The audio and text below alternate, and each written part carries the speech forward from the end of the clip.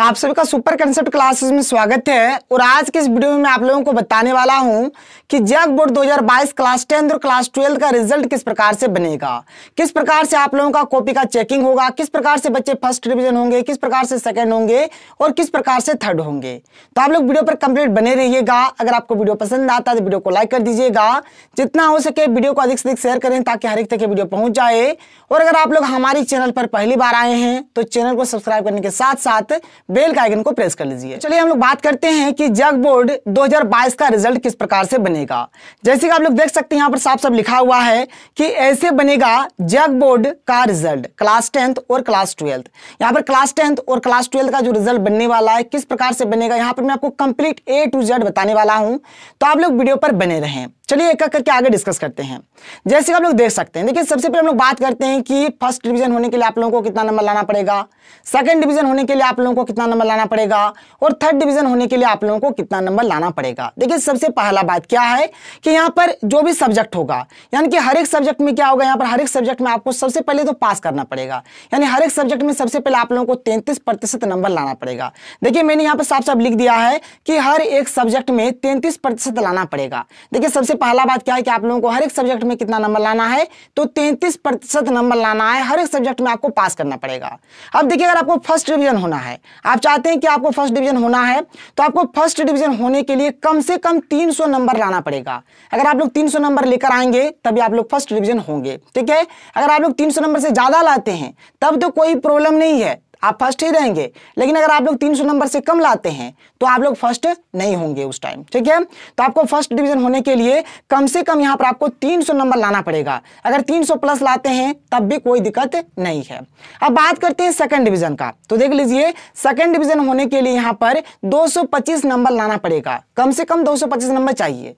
अगर 225 नंबर से ज्यादा होता है तब तो कोई दिक्कत नहीं है, लेकिन 225 नंबर से अगर कम हो जाता है तो उस टाइम दिक्कत हो जाएगा, आप लोग सेकंड डिवीजन नहीं होंगे।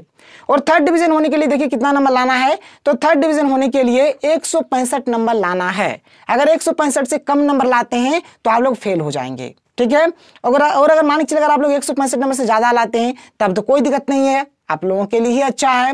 तो यहां पर ये होता है फंडा, फर्स्ट डिवीजन होने के लिए कम से कम 300 नंबर, सेकंड डिवीजन होने के लिए कम से कम 225 नंबर और थर्ड डिवीजन होने के लिए कम से कम 165 नंबर चाहिए। और आपको हर एक सब्जेक्ट में पास करना पड़ेगा, ये कंपलसरी है। अब ये नहीं है कि मान के चलिए आपने क्या किया, मैथ में आपने 100 में 100 ले आया, लेकिन कोई ऐसा सब्जेक्ट है जिसमें आपने 20 नंबर लेकर आया हुआ है तो आप लोग उस टाइम फेल हो जाएंगे। ऐसा नहीं, हर एक सब्जेक्ट में 33% नंबर चाहिए। 33% का माने होता है कि 100 नंबर में से आपको हर एक सब्जेक्ट में 33 नंबर मिलना चाहिए। ये होता है 33%। तो आपको हर एक सब्जेक्ट में पास करना पड़ेगा। और इस प्रकार से अगर आप लोग नंबर लाते हैं तो आप लोग फर्स्ट डिवीजन, सेकंड डिवीजन और थर्ड डिवीजन होंगे। चलिए आगे बढ़ते हैं। इस साल का जो हमारा फंडा है, इस साल हमारा रिजल्ट किस प्रकार से बनेगा, इस चीज को हम लोग एक एक करके विस्तार पूर्वक समझते हैं। देखिए सबसे पहले बात करते हैं कि हमारा जो 10th का जो रिजल्ट है, ठीक है, 10th का रिजल्ट किस प्रकार से बनेगा। सबसे पहले आप लोग इस चीज को देख लीजिए कि 10th का रिजल्ट किस प्रकार से बनने वाला है। देखिए यहां पर सबसे पहला बात हमारा होने वाला है स्टेप मार्किंग। स्टेप मार्किंग हमारा 10th में भी होगा, 12th में भी होगा। अब ये स्टेप मार्किंग माने क्या होता है, जैसे कि मान के चलिए हम लोग कोई भी क्वेश्चन का आंसर लिख रहे हैं। अब क्या होगा, जैसे कि हम लोग एकदम शुरू से लेकर एकदम बहुत दूर तक हमने क्या क्या सही सही लिखा है, अब बीच में या फिर लास्ट में कहीं पर गलती हो गया तो जहां तक हम लोग सही लिखेंगे वहां तक का हमें नंबर दिया जाएगा। इसी का माने होता है स्टेप मार्किंग। तो स्टेप मार्किंग रहेगा जो आपके लिए बहुत ही ज्यादा अच्छी बात है। यहाँ पर एक अच्छा यहाँ पर बात है क्योंकि स्टेप मार्किंग से हमें एकदम सॉलिड नंबर मिलेगा। जहां तक सही किए उतना दूर तक का तो नंबर मिलेगा, जो गलती होगा उसको थोड़ा बहुत काट लिया जाएगा। तो स्टेप मार्किंग होने वाला है। ये तो एक बात। सेकंड बात को समझिए, देखिए 10th का जो हमारा रिजल्ट बनने वाला है, 10th का ध्यान से सुनिएगा। 10th में क्या होगा, जो हमारा टर्म 1 होगा, जो हमारा टर्म 2 होगा, जो हमारा प्रैक्टिकल होगा या फिर जो हमारा इंटरनल असेसमेंट होगा। मतलब बात को यहां पर एकदम ध्यान से सुन लीजिए। आपका जो टर्म 1 है, टर्म 2 है, प्रैक्टिकल है, इंटरनल असेसमेंट है, यानी हर एक चीज को मिलाकर आप लोगों को लाना पड़ेगा यहां पर 33% नंबर। कितना नंबर लाना है, 33%। बात को ध्यान से सुन लीजिए, यहां पर आप लोग अच्छे तरीके से समझ जाएंगे। देखिए आप लोगों का जो टर्म 1 होगा, टर्म 1 आप लोगों का 40 नंबर का है।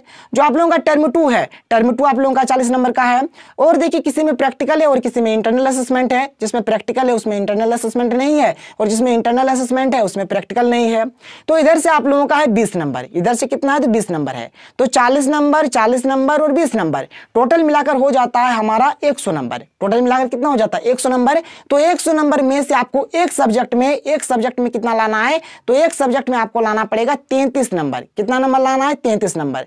चाहे आप टर्म 1 में ही हर एक नंबर को ले आइए, चाहे आप टर्म 2 में ही नंबर को ले आइए, सबको मिलाकर आपको लाना पड़ेगा 33 नंबर। बहुत ही अच्छा है। इस साल तो मुझे जहां तक उम्मीद है कि क्लास 10th में मतलब मैक्सिमम बच्चे पास कर जाएंगे, मतलब फेल का जो मतलब यहाँ पर नंबर रहेगा बहुत ही कम, मतलब बहुत ही कम मात्रा में बच्चे फेल करेंगे। क्योंकि आप देखिए ना, टर्म 1 है, टर्म 2 है, यहाँ पर इंटरनल असेसमेंट है, प्रैक्टिकल है, सबको मिलाकर एक सब्जेक्ट में 33 नंबर लाना है।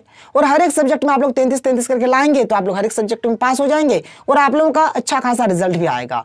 तो इस प्रकार से बनने वाला है क्लास 10th का रिजल्ट। कोई इशू कोई प्रॉब्लम नहीं है, आप लोगों को शायद समझ में आ गया। यानी सबको मिलाकर, चाहे आप टर्म 1 में ही मान के चलिए, जैसे टर्म 1 40 नंबर का है, 40 में से आपने ले आया 30 नंबर, ठीक है, और इधर से आपने कोई टर्म 2 में मान के चलिए 3 नंबर लेकर आ गया, आप पास हो गए, कोई दिक्कत नहीं है।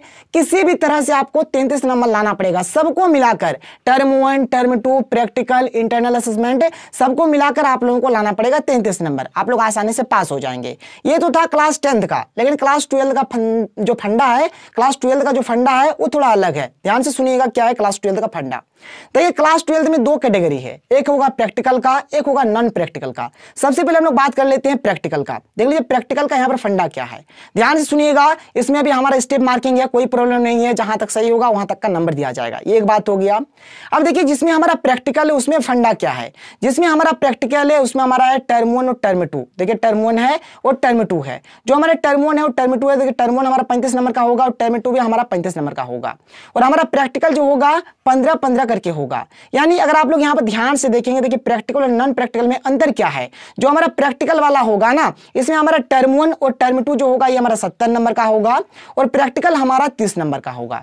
और जो हमारा नॉन प्रैक्टिकल होगा, जैसे आप लोग देख लीजिए नॉन प्रैक्टिकल वाला किस प्रकार से होने वाला है। तो नॉन प्रैक्टिकल हमारा क्या होगा, टर्म 1 और टर्म 2 हमारा 40-40 करके यानी कि 80 नंबर का यहाँ पर होने वाला है। और इंटरनल असेसमेंट होगा हमारा 10-10 नंबर यानी कि 20 नंबर का यहाँ पर इंटरनल असेसमेंट होने वाला है।